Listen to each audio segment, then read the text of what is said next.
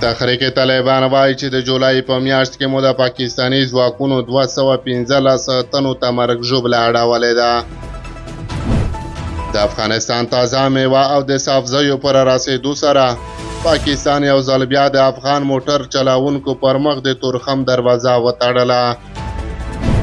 او وروستۍ خبره ده چې پاکستان وایي امنیت شورا د افغانستان له خاورې د ترهګرو د بریدونو په اړه د پاکستان دریځ تایید کړ. سلام ستړي مشئ، پام وکړئ د یاران ټي وي یوټیوب چینل څخه درې تازه او مهمو خبرونو ته.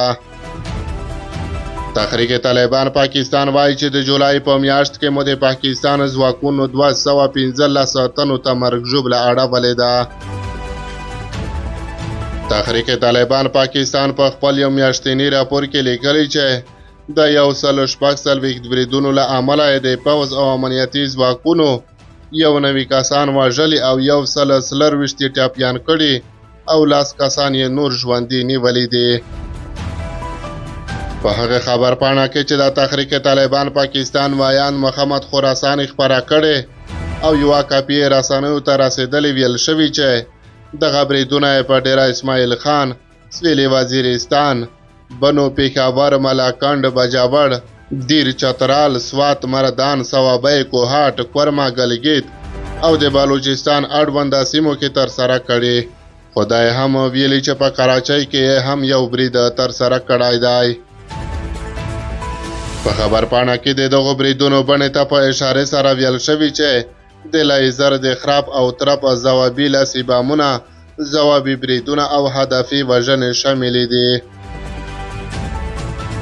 په خبر پاڼه کې راغلي دي چې دغه بریدونه پر پوځي مرکزونو، د پولیسو په چاونیو او د سولې په نامه پر جوړو شویو کمیټو ترسره شوي دي.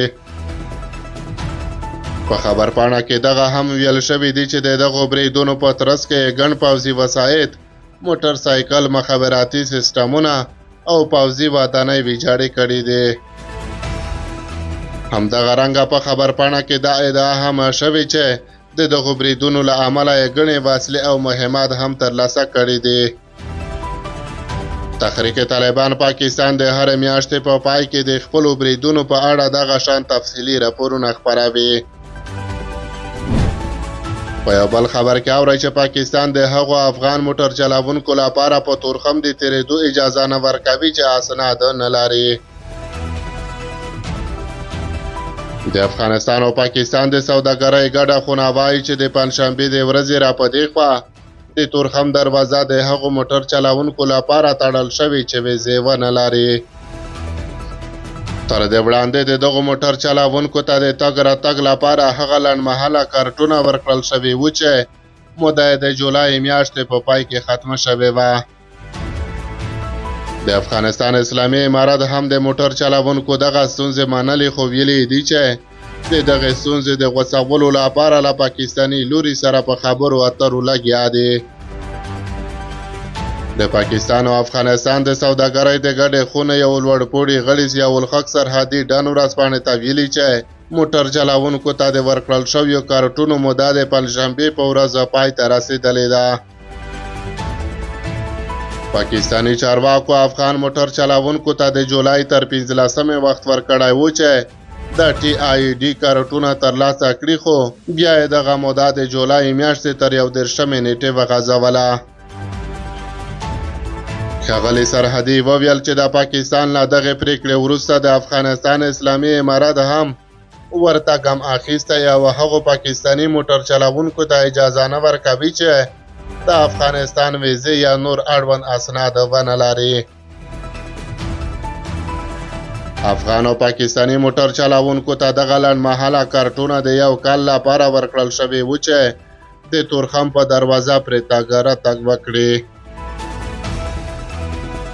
دغه کارتونه په کابل کې د پاکستان د سفارت او په پیښور کې د افغانستان کنسلګرۍ له لارې ویشل کیږي.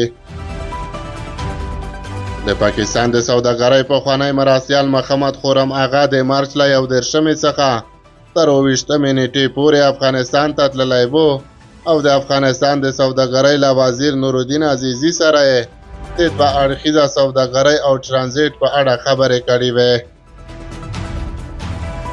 د موټر چلاونکو لپاره د اسنادو ورکړه یو پیچلې مسله وه چې له کبله د روان کال په جنوري میاشت کې د تورخم دروازه هم تړل شوې وه، خو دغه دروازه بیا لاس ورځې وروسته له هغې بیرته پرانیستل شوه چې پاکستان له خپلې پرېکړې په شا شو.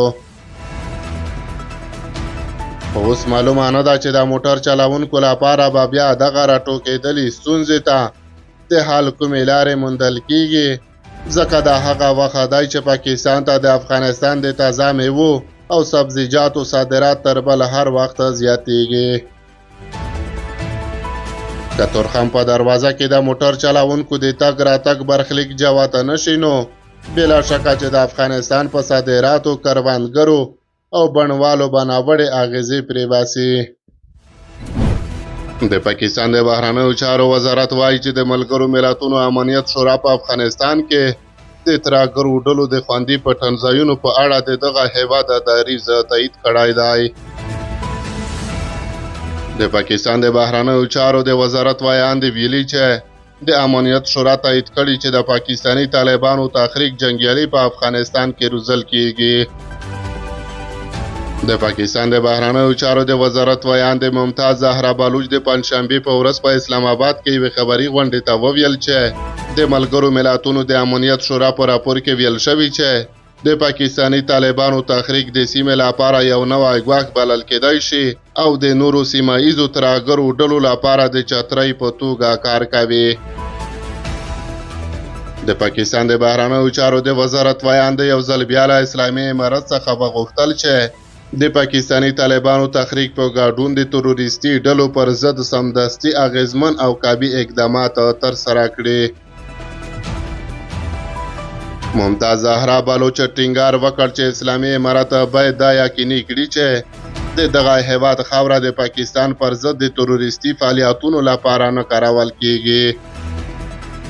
د ملګرو ملتونو د امنیت شورا د راپور له مخې پاکستان په تیرو څو میاشتو کې د څه باندې 800 ترهګریزو بریدونو شاهد دی.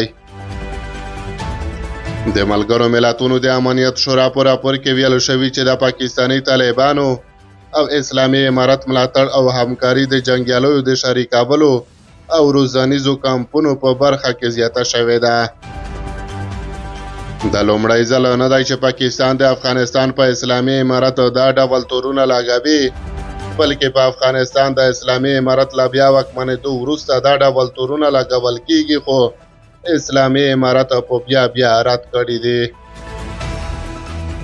تر دې وړاندې هم د افغانستان اسلامي امارت ویاند ذبیح الله مجاهد ویلي و چې تحریک طالبان پاکستان د پاکستان کورنۍ ستونزه ده او په اسلامي امارت پورې اړه نه لري او نه هم په افغانستان کې د فعالیت اجازه ورکول کیږي. نوموړي دا هم ویلي و چې پاکستان ته خبرداری ورکړی چې له بې ځایه تورونو تیر شي، که دوی د تحریک طالبان په اړه کوم ثبوت یا معلومات لري باید له اسلامي امارت سره شریک شي او دوی به په وړاندې اقدامات وکړي. خو پاکستان پرته له کوم ثبوت تل د افغانستان اسلامي امارت د تحریک طالبان پاکستان په ملاتړ تورن کړی دی.